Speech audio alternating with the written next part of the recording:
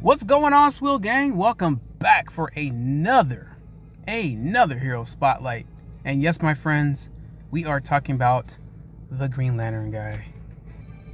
All right, so now he's a DC Universe character. Never heard of this guy before until it came out in this game. But we're gonna go ahead and talk about his skills. We're gonna talk about some gear you're gonna put on him and some things like that. So let's go ahead and get into it.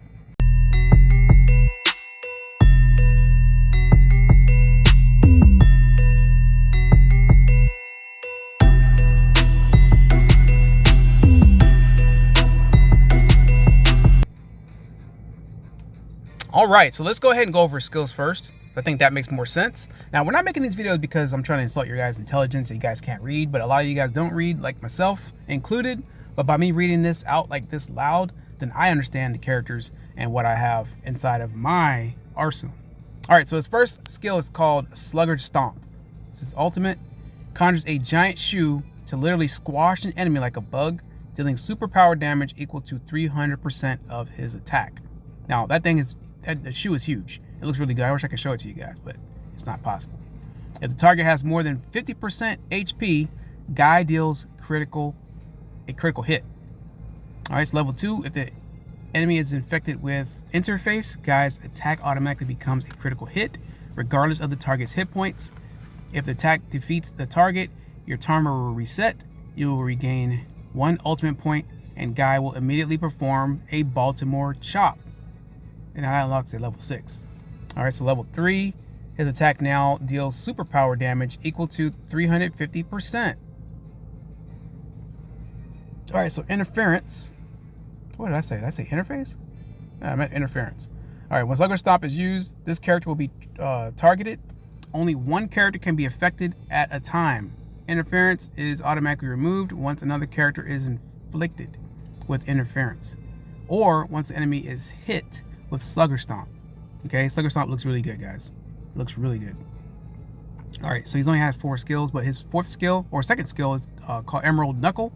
It's a basic attack. Punches an enemy square in the face, dealing superpower damage equal to 85% of his attack. All right, level 2, Guy now lobs 1 to 3 punches per attack. If he lands a third attack, it's guaranteed to be a critical hit, which locks at level 5. All right, level 3, Guy now lobs 2 to 3 punches per attack. All right, so the Baltimore Chop, it's an advanced attack, bats an explosive ball of energy at the enemy with the highest attack, dealing superpower damage equal to 150% of his attack. Guy also inflicts a target with interference. If Baltimore Chop defeats an enemy, Guy will immediately perform another Baltimore Chop. Unlocks at level 7. Level 3, Guy now deals superpower damage equal to 175% of his attack. Man, I can't read today, boy. All right, so let's see. Additional description: interference. When Slugger Stomp is used, this character will be targeted. Only one character can be inflicted at a time. Interference is automatically removed once another character gets inflicted with interference. Once the enemy is hit with Slugger Stomp. Okay. That's the Baltimore Chop. Last skills is passive. It's called Something to Prove. A master of turning his enemy's pain into his gain. Guy converts 5% of any damage he deals into a permanent shield. Okay. Level 2, the percent of damage Guy converts increases to 10%. The percentage of Guy converts increased gain to 15%. Let me read that again. The percentage of Guy or damage Guy converts increased to gain 15%, level 3, which unlocks at rank 8. All right, so shield absorbs incoming damage. Shield reduces incoming superpower damage by 10%.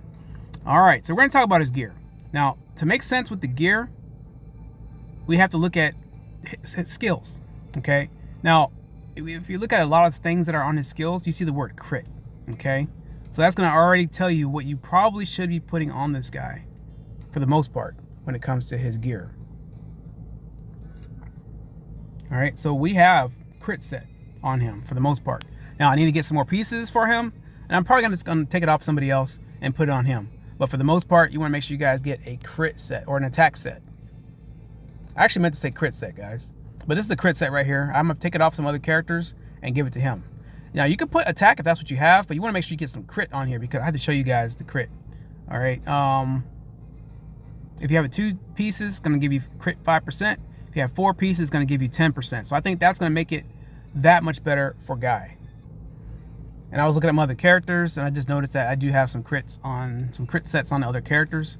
So we're going to go ahead and do that. But it looks like they're recommending to put attack power. Now, attack set is pretty good too. It's decent if that's what you have. Going to give you an attack bonus of 3%. 2 pieces, and then 4 pieces going to give you guys the attack bonus of 6%. So like I say, you always use what you have, but when it comes to the auto equips, it looks like they're going to be, I guess, focused on auto or attack set, but I would probably recommend you guys put crit on this guy.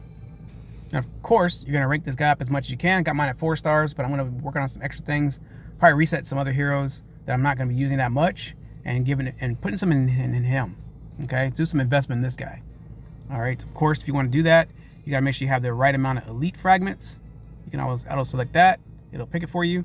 And then you also have to have the right amount of rare character fragments as well. Auto select, pick from there. And then if you have the amount that you need, then you can go ahead and rank these guys up, or this guy up. All right, so his, let's see, his affinities. If you guys have Green Lantern, you're going to get Guy's attack up 7.5%. If you have, I guess, Superman DCU version, I guess that's the attack guy, and then some random person, then you get another 7.5% attack.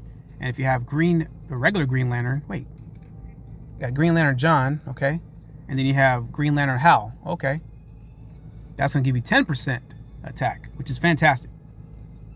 And if you're looking at the traits and things like that, of course, he's a mighty attack character, which is strong against agile, and they're actually weak against tactile. So he's mighty DPS. But I hope today's episode did help you guys out, help you understand a little bit more about these characters. Now you can get this guy, I guess there's like an event that was going on. I got him from an actual pool, and I think if you do the event, I don't think the event's going on anymore, then you can go ahead and get him that way. But I got him from a pool. So I was pulling for Wonder Woman, and then of course they're going to give me this guy, which I'm not complaining about. He's decent, but I really want to get the characters that I want, because these characters are going to be a lot harder to get, I guess, later on. I don't know. But at some point, I'm sure I'll get them. But I want to get them sooner than later so I can progress through some of these little events, a lot of these events and some of these stages, because these stages are rough, man. I'm not going to lie to you guys. But if you guys did enjoy today's episode, make sure you guys are dropping that awesome like and subscribe if you have not. And don't forget to tell a friend, to tell another friend about the channel, my friends. And yeah, we're going to definitely see you guys on next episode.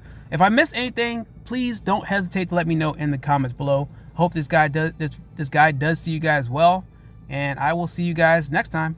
Peace.